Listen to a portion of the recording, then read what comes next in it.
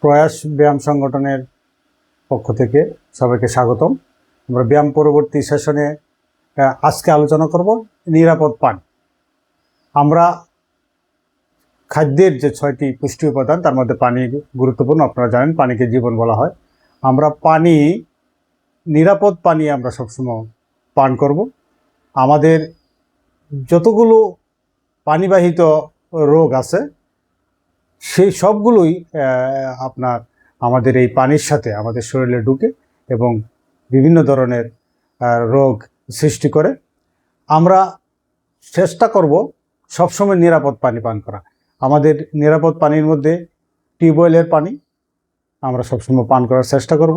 সেই টিউবওয়েলের পানিও যদি আমরা সুযোগ থাকে তাহলে সেটাকে ফিল্টারের মাধ্যমে ফিল্টারিং করে আমরা পান করব। এবং আমরা কোনোভাবেই যে কোনো জায়গা থেকে বা যে কোনো ধরনের কন্টেইনারে পানি রেখে আমরা সেটা পান করব না।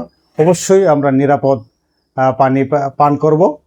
আমাদের নিরাপদ বলতে আমরা কি বুঝি? নিরাপদ পানি বলতে যে পানিতে সাথে কোনো ধরনের জীবাণু মিশবে না।